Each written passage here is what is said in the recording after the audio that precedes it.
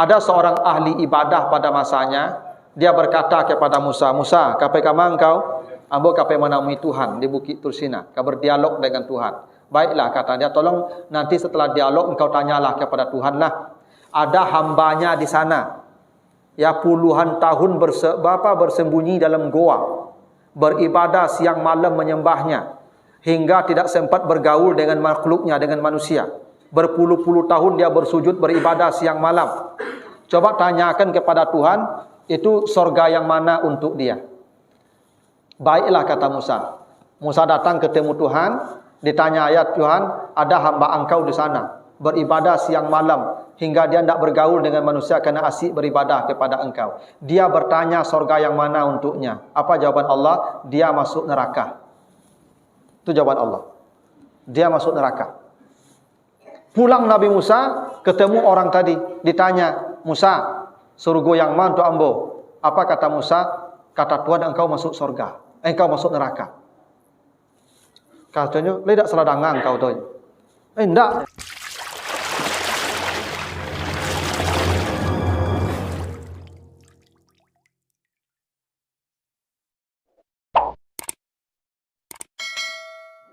Barakatuh. Alhamdulillahi rabbil alamin. Assalatu wassalamu ala asrafil anbiya'i wal mursalin wa ala alihi wa ashabihi ajma'in.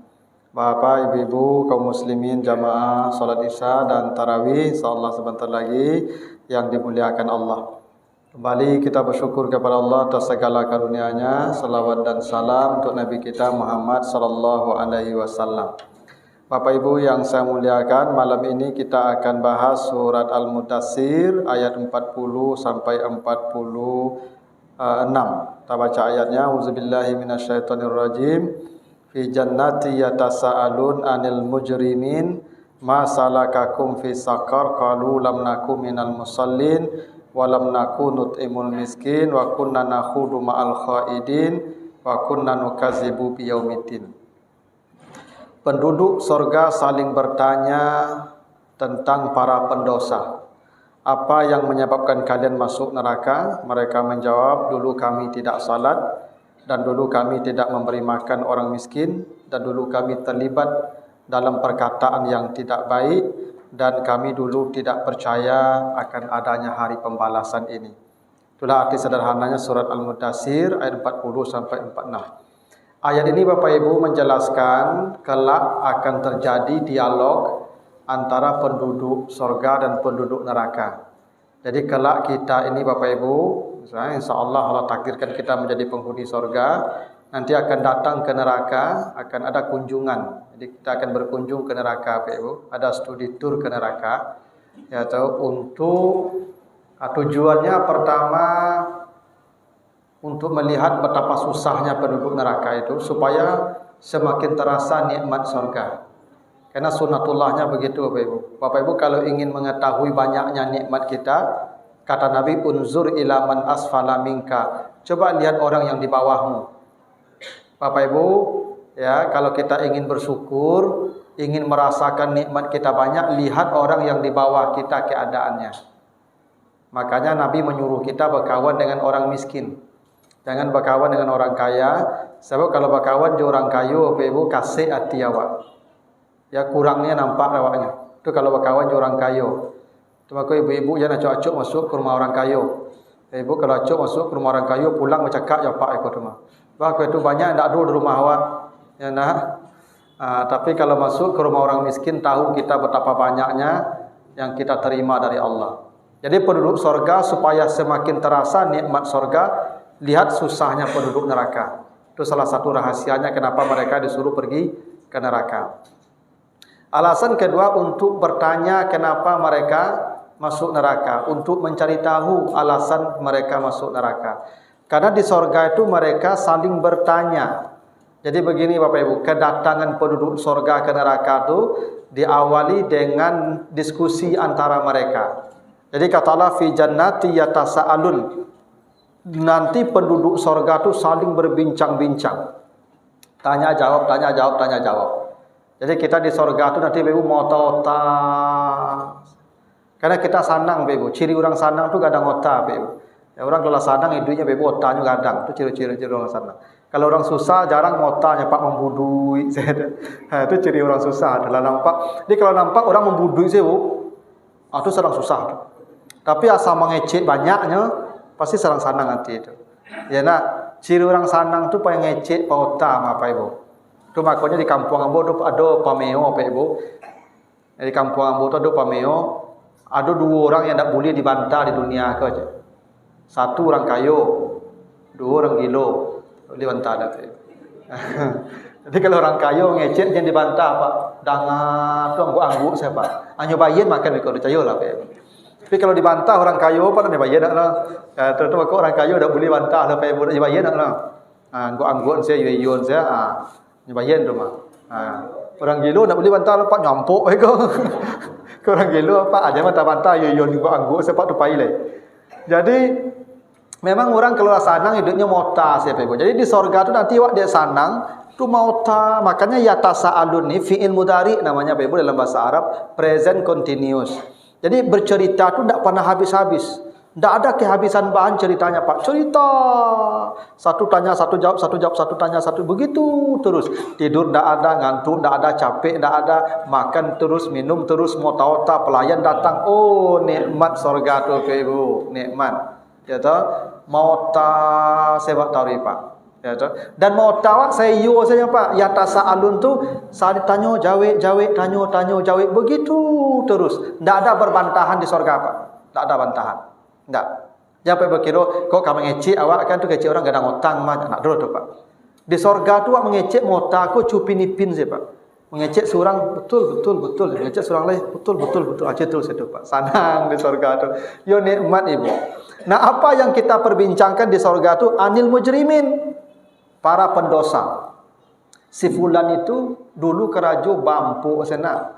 Tak nampak dia di surga si anu tu di masa nerakonya kan itu. Gitu Pak. Si anu tu kerajonya dulu ya tu merampok, begal itu ya, berzina, di neraka malahnya kini itu. Jadi di surga tu nanti kita ya memperbincangkan ya orang-orang yang berdosa Pak Ibu. Jadi di surga tu buat bergunjing nanti tu Pak. Ya kan? Boleh bergunjing Ustaz? Di surga boleh. Kadang tak ada lagi dosa di surga itu. Kan ada ayat Ustaz, la yasma'una fiha laghaw wala ta'sima. Di surga kamu tidak akan mendengar ucapan yang sia-sia dan dosa. Ya memang di surga tidak ada dosa lagi. Bergunjing ya tidak apa-apa, di surga dibolehkan. Sama minum khamar. Minum khamar di dunia tidak boleh kan Ibu, haram kan? Di surga disediakan sungai khamar Ibu. Baca di surat Al-Muhammad ayat 15 itu. Wa anharun min khamar. Allah sediakan sungai-sungai khamar. Jadi di surga tu tidak cik sungai Bapak Ibu. Brandy, sungai, whisky, sungai, ya vodka, sungai, bir, sungai itu Pak. Yang kata Nabi, satu sungai itu lebarnya, bukan panjangnya, lebarnya masih rata arba'ina sana, perjalanan 40 tahun. Jadi sungai bir, sungai brandy, sungai whisky, sungai vodka, masing-masing lebar sungainya sampai 10 tahun perjalanan. Jadi ibu bapak nanti kalau minum bir di surga tu tak bagale dah Pak, mencabur saya. Gitu. Itulah kita minum di surga nanti dah Pak. Sabana banyak nikmat. Kalau di dunia aja minum-minum apa? Dosa. Di surga kenikmatan. Semua kenikmatan di dunia ini tidak ada lagi yang tidak boleh. Di dunia banyak tak boleh Pak. Semua boleh di surga. Sudah los, dosa tidak ada, lagan tidak ada, taksiman tidak ada. Gitu. Jadi besok kita bergunjing tu boleh Pak Ibu. Boleh. Karena tu dah dianggap dosa lagi, kesenangan. Kan menyabui orang tu lama tak Pak Ibu? Cuba Ibu dah lama menyabui orang Bu ya. Nah, kena lama menyabui orang tu lama kau nanti di surga dibolehkan tu nikmat. Nah, ketika kita sibuk membicarakan si anu, kata Allah datanglah ke neraka. Tengoklah dia. Nanti kita datang sama-sama tu Bapak, Ibu. Lalu terjadi dialog ini. Apa kata penduduk surga? Masalakakum fi sakar. Kenapa kalian masuk neraka? Apa jawaban mereka? 1, lam naku minal musallin. Kami dulu tidak salat. Jadi kalau ada orang tidak salat, Bapak Ibu, 1000% neraka itu. Kalau ada orang tidak salat, dah pasti masuk neraka. Tidak ada lagi cerita. Bukan saya yang bilang, penduduk neraka sendiri yang mengatakan. Jadi kalau Bapak Ibu bertanya, bantu apa penduduk neraka itu? Ustaz, tu, tidak semayang tu. Itu. Tujuannya tu contoh penduduk neraka. Jadi orang yang tak salat tu Ibu, itu penduduk neraka yang sedang berjalan di muka bumi itu. Pasti itu. Jadi kalau dia salat tak akan masuk neraka. Pasti itu. Itu kenapa Bapak Ibu Nabi mengatakan apa awalu ma yuhasabu bihil abdu yaumal qiyamati as-shalah. Amal pertama yang diperiksa Allah nanti di akhirat dari seorang hamba salatnya. Kalau salatnya baik, tak ada lagi pemeriksaan, los surga. Kalau salatnya tak baik, celakalah dia dan tak aman semua itu. Tu maka salat ni dalam Al-Quran, hafizu ala salawat, jaga salat, jaga salat. Puasa tak ada jaga, haji tak ada jaga, zakat tak ada jaga. Tapi kalau salat, hafizu ala salawat. Kenapa? Karena yang menjaga salat pasti selamat. Gitu. Karena salat tu ibadah pertama yang menyelamatkan manusia. Dan penduduk neraka berkata begitu. Hebatnya lagi begini Bapak Ibu. Perintah salat apa? Aqimus shalah. Ya toh? Aqimus shalah. Orang yang mendirikan salat itu bahasa Al-Qur'annya muqimus shalah. Makanya Ibrahim berdoa Rabbana ya waj'alna muqimas shalah. Ya Allah jadikan kami orang yang mendirikan salat. Jadi orang yang mendirikan salat itu muqimus shalah namanya. Penduduk neraka tidak berkata lam naku min muqimis shalah, tapi lam naku minal musallin. Kenapa Bapak Ibu? Kan perintah salat aqimus shalah, orangnya muqimus shalah. Tapi penduduk neraka berkata lam naku minal musallin, bukan min muqimis shalah. Begini, kalau muqimus shalah itu salat secara sempurna, wuduknya sempurna, takbirnya sempurna, sujudnya sempurna, berjamaah tiap waktu, itu namanya muqimus shalah. Itu makanya Nabi Ismail ditinggalkan di pinggir Ka'bah oleh ayahnya Ibrahim. Apa doa Ibrahim ketika anaknya ditinggalkan di Ka'bah itu? Rabbana liyuqimus shalah. Liyuqimus shalah di situ. Ya Allah jadikan anak cucu saya orang yang mendirikan salat. Maksudnya jadikan salat mereka sempurna. Jadikan mereka orang yang datang ke rumahmu ini. Maka saya tinggalkan di samping masjid agar salatnya sempurna. Jadi kalau muqimus shalah itu Bapak Ibu salat yang sempurna dan berjamaah bagian kesempurnaan salat. Nah, itu makanya Bapak Ibu ada sahabat buta mengadu ke Nabi, ya Rasulullah, ana rajulun a'ma, saya buta ya Rasulullah. Wala ahada yakuduni ilal masjid, tidak ada orang yang bisa mengantar saya ke masjid, tidak ada anak, tidak ada istri, tidak ada keluarga. Saya hidup sebatang kara, buta, bolehkah saya salat di rumah? Kata sahabat begitu. Apa jawaban Nabi? Hal sami'tan nida, kau dengar ndak azan sampai ke rumahmu? Sampai ndak azan ke rumahmu? Jawaban dia, sami'tu ya Rasulullah, saya dengar azan dari rumah saya ya Rasulullah. Apa kata Nabi? Fa'ajibhu, engkau wajib datang. Coba bayangkan Ibu ya. Orang yang buta saja, ndak ada keluarga, ya ndak ada yang menuntun ke masjid, mendengar azan ke rumahnya, dia wajib datang. Kenapa Nabi begitu tegas dengan salat? Agar manusia ini selamat, agar umatnya selamat. Tidak ada yang bisa menyelamatkan kita kecuali salat kita. Itu kenapa jawaban pertama penduduk neraka itu lam naku minal musallin, kami tidak salat. Andai kami salat, walaupun salatnya salat minimal. Apa itu salat minimal? Mungkin bacanya Fatihah saja, nyurukuk leh. Mungkin rukuk ada bacaan lo, sujud ada bacaan lo, duduk ada bacaan lo, beko tahiyat sudah baca le. Ne rukun saja bacanya cukup menutup pintu neraka. Asalkan dia mau salat. Itu hebatnya salat tu Ibu. Asalkan dia mau salat, apapun mutu salatnya masuk neraka tidak akan. Lalu untuk apa kita berjamaah Ustaz? Untuk apa kita baca ayat panjang-panjang Ustaz? Untuk apa kita bisa khusyuk? Khusyuk salat berjamaahnya itu menentukan level surga kita. Itu kenapa Bapak Ibu kalau baca Al-Mu'minun ayat 1 sampai 11, orang yang masuk surga paling tinggi surga Firdaus namanya. Nah, nama masjid kita Firdaus ya. Mudah-mudahan kita ni surganya paling tinggi ni Bapak Ibu. Kalau ada ibu dapat suami Firdaus lenyo tu mak, jangan tukar jangan apa boleh. Ya toh. Kalau paling tinggi surga tu Pak. Siapa penghuni surga Firdaus itu kata Nabi? Penghuni surga Firdaus itu kata Allah, allazina hum fi salatihim khashi'un. Orang yang sudah mencapai level khusyuk salatnya. Jadi kalau ada orang salatnya sudah sampai ke level khusyuk, itu maksudnya salatnya sudah paling sempurna, salatnya sudah paling maksimal. Karena itu surganya paling tinggi pula tu. Jadi mutu salat kita menentukan mutu surga kita kelak. Tapi asalkan mau salat, cukup menutup pintu neraka. Tidak hebat salat ni Pak Ibu. Asalkan dia mau salat, apapun mutunya, cukup itu menutup pintu neraka untuknya. Makanya Bapak Ibu jangan pernah Bapak Ibu senang, senyum melihat ada keluarganya yang tak salat. Jangan. Menangislah Bapak Ibu kalau ada keluarganya yang tak salat, karena pasti 100% neraka untuk dia. Itu Allah yang sebut begitu. Jadi satu salat ya. Yang kedua jawabannya apa? Lam nakunut imul miskin. Dulu kami tidak memberi makan orang miskin. Coba Bapak Ibu ya. Ternyata salat kita yang hebat Bapak dan Ibu tidak menjamin kita aman dari azab Allah. Ada satu lagi amal yang harus berbareng, harus berbanding lurus dengan salat kita. Apa itu? Kepedulian dengan orang lain. Memberi makan orang miskin simbolnya.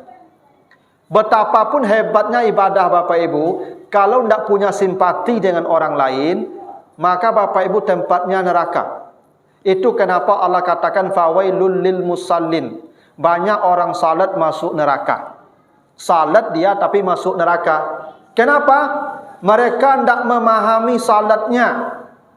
Itu kenapa neraka wel bagi orang salat itu dalam konteks sosial. Siapa mereka? Fazalikal ladzi yad'ul yatim, yang tak peduli dengan anak yatim, ya, wala yahuddu ala ta'amil miskin, tidak memberi makan orang miskin. Itu kenapa Bapak Ibu, ibadah kita secara personal dengan Allah harus berbanding lurus dengan ibadah sosial kita kepada manusia. Harus itu Bapak Ibu. Tidak akan bisa selamat kita dengan salat-salat itu Pak, kalau kita dengan manusia ini tidak ada kontak dan komunikasi yang baik. Itu kenapa coba Bapak Ibu perhatikan. Salat itu kan dimulai dengan takbir, Allahu Akbar. Itu dengan Allah kita kontaknya itu Pak. Tapi penutup salat apa? Assalamualaikum, vertikal. Kalau takbir horizon apa? Kalau takbir itu vertikal, ke atas, Allahu Akbar. Ke atas kita angkat. Tapi Assalamualaikum kiri kanan Pak. Salat dimulai dengan hubungan vertikal dengan Allah, tapi ditutup dengan hubungan horizontal dengan manusia. Tidak ada gunanya salat kita kalau Assalamualaikum tidak ada tampak dalam hidup kita. Kita kan Assalamualaikum itu peduli itu Pak. Selamat, keselamatan, kedamaian, sukidah. Kenapa habis salat dia tidak peduli dengan orang? Padahal Assalamualaikum itu simbol kepedulian. Itu makanya Bapak Ibu dalam hadis At-Tirmizi kata Nabi begini, ya ayuhan nas afsus salam wa at'imut ta'am wasilul arham wasallu bil laili wan nasu fin niyam tadkhulul jannata bisalam. Kalau engkau ingin masuk surga, ada 4 pintunya. 4 pintunya. Pertama, tebarkan salam. 2, beri makan orang. 3, sambung kembali silaturahim yang putus. 4, salatlah di tengah malam. Coba bayangkan, 4 pintu surga tadi dibukakan Allah, 3 dengan manusia.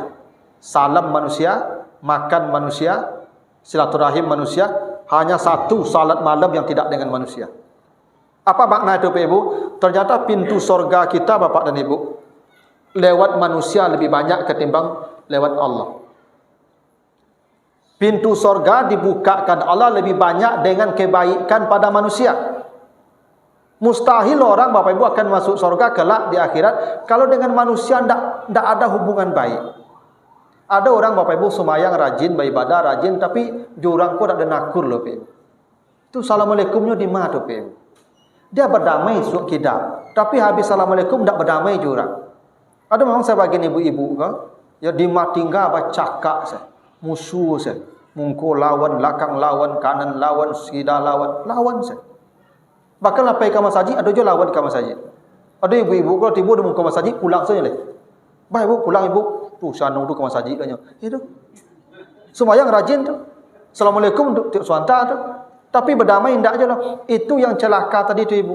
Itu yang masuk neraka wel yang salat tadi itu. Yang jauh dari salatnya. Itulah kenapa Bapak Ibu, perintah salat selalu dibarengi dengan zakat. Aqimus salat wa atuz zakah.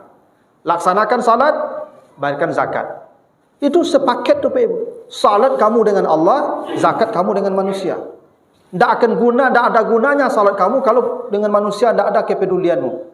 Makanya Bapak Ibu, coba nanti Bapak Ibu kalau baca di surah Al-Insan ayat 8 sampai 12. Nanti di padang mahsyar manusia akan diberdirikan Allah selama 50.000 tahun. Begitu janji Allah di surat Az-Zumar ayat 68. Ya, ketika Nabi ditanya, ya kan nanti kata Allah fa wasumma nufikha fihi ukhra fa izahum qiyamun yanzurun. Ketika ditiup sangkakala, manusia berdiri menunggu dihisab. Belum dihisab, menunggu dihisab saja berdiri.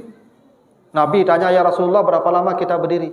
Kata Nabi, yauma yaqumun nas li rabbil alamin bimiqdari nisfi yawm wa khamsuna alfasana. Manusia akan berdiri di padang mahsyar itu 50.000 tahun. 50.000 tahun, Pak. Berdiri saja. Tidak ada tempat duduk, tidak ada tempat istirahat, apalagi ke cari hotel, tidak ada di situ. Berdiri, panas tak bisa dibayangkan, haus tak bisa digambarkan, luar biasa. Bahkan manusia ada yang minta mati, ada yang masuk neraka, minta masuk neraka, asalkan pindah dari padang mahsyar. Tapi kata Allah kan, walaqahum nadrata wa surura. Kan awalnya begitu, inna nakhafu min rabbina yauman abusan kamtarira. Semua wajah pucat pasi, takut, tunduk di padang mahsyar. Tapi ada wajah yang riang gembira, kata Allah. Tak takut, tak sedih, tak payah, tak panas, tak haus, tempatnya spesial. Wajahnya riang dan gembira. Siapa mereka? Baca ayat 8-nya. Wa yut'imunat ta'am ala hubbihi miskina wa yatima wa asira. Di dunia dia senang memberi makan orang miskin dan anak yatim. Tak hebat tu Pak. Itu makanya Bapak Ibu, apalagi bulan Ramadan kok, berlomba-lomba ribut mantan pembukuan. Ya, bagi orang makan. Karena itu Allah sebut orang pertama dan yang paling aman di padang mahsyar itu orang yang hobi kasih makan orang. Itu makanya diceritakan dalam kitab Ihya Ulumuddin, Nabi Ibrahim tidak pernah tidur di malam hari kecuali dia sudah memberi makan 10 sampai 100 orang. Tidak pernah dia tidur di malam hari itu Pak. Kecuali dia sudah kasih makan 10 sampai 100 orang. Begitu hebatnya kasih orang makan itu Pak Ibu. Sehingga penduduk neraka ketika ditanya, kenapa kalian masuk neraka? Dulu kami tidak memberi makan orang miskin. Betapa hebatnya memberi makan orang miskin itu Pak Ibu. Sehingga itu menjadi sebab orang masuk neraka. Karena tidak ikut memberi makan orang miskin. Nah, itulah kenapa Bapak Ibu, ibadah kita dengan Allah, ibadah individual namanya, harus berbanding lurus dengan ibadah kita dengan manusia yang disebut ibadah sosial. Inilah bukti bahwa hablum minallah dan hablum minan nas harus sejalan. Tidak ada gunanya Bapak Ibu dengan Allah saja, kalau dengan manusia tidak. Terakhir, ada sebuah cerita Bapak Ibu. Jadi Nabi Musa ketika hendak pergi ke Bukit Tursina bermunajat menemui Allah, ada seorang ahli ibadah pada masanya. Dia berkata kepada Musa, Musa, kapai kama engkau? Ambo kapai menemui Tuhan di Bukit Tursina, kau berdialog dengan Tuhan. Baiklah, kata dia, tolong nanti setelah dialog engkau tanyalah kepada Tuhan lah. Ada hambanya di sana, ya puluhan tahun bersembunyi dalam goa, beribadah siang malam menyembahnya, hingga tidak sempat bergaul dengan makhluknya, dengan manusia. Berpuluh-puluh tahun dia bersujud beribadah siang malam. Coba tanyakan kepada Tuhan, itu sorga yang mana untuk dia? Baiklah, kata Musa. Musa datang ketemu Tuhan, ditanya ayat, Tuhan, ada hamba engkau di sana, beribadah siang malam, hingga dia tidak bergaul dengan manusia karena asyik beribadah kepada engkau. Dia bertanya sorga yang mana untuknya. Apa jawaban Allah? Dia masuk neraka. Itu jawaban Allah. Dia masuk neraka. Pulang Nabi Musa, ketemu orang tadi, ditanya, Musa, surga yang mana untuk ambo? Apa kata Musa? Kata Tuhan, engkau masuk surga, engkau masuk neraka. Katanya, tidak salah dengar engkau tu. Tidak, memang masuk neraka. Gitu.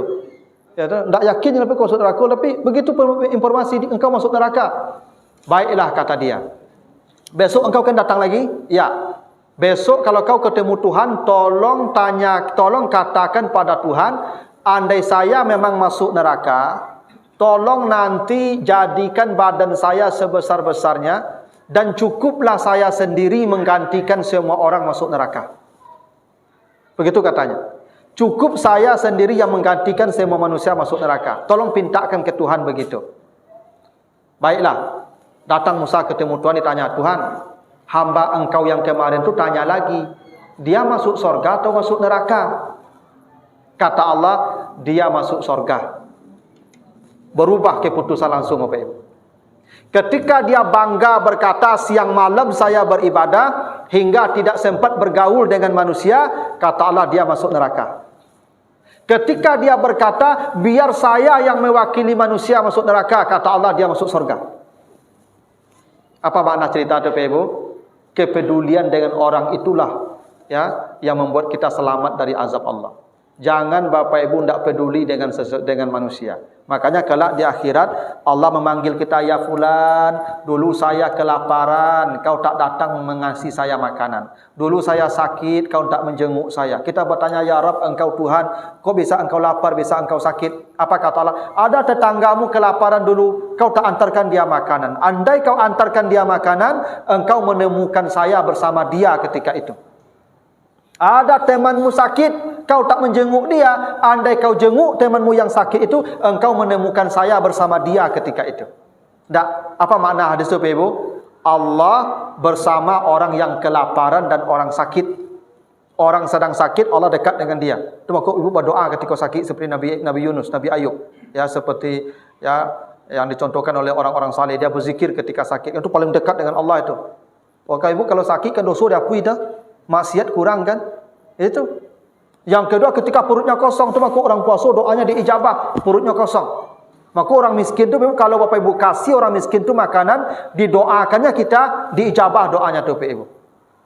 Tapi artinya Bapak Ibu, ya kepedulian dengan sesama itu menjadi penyebab orang selamat dari azab Allah. Itu yang disebutkan penduduk neraka. Nah, mumpung Ramadan masih belum berakhir ini, ada kesempatan Bapak Ibu untuk memperbanyak ibadah sosial. Ya, tu ada anak-anak yatim di panti-panti asuhan, antarkan ke sana mereka baju, belikan mereka sesuatu, bagilah harta kita di bulan-bulan yang suci ini, yang dimana jangan sampai ada orang-orang miskin, anak yatim yang bersedih di hari raya. Itu salah satunya Bapak Ibu ya, dan itu yang membuat kita selamat dari padang mahsyar kelak. Dan itu janji Allah pasti. Dan penduduk neraka itu yang disesalinya, kenapa kami tidak memberi makan kepada orang-orang miskin. Nah begitu dulu Bapak Ibu ya, dua dulu penyebabnya. Yang dua lagi nanti kita lanjutkan di pertemuan berikutnya di tahun depan ya, mudah-mudahan ada waktu. Lebih kurang mohon maaf. Assalamualaikum warahmatullahi wabarakatuh.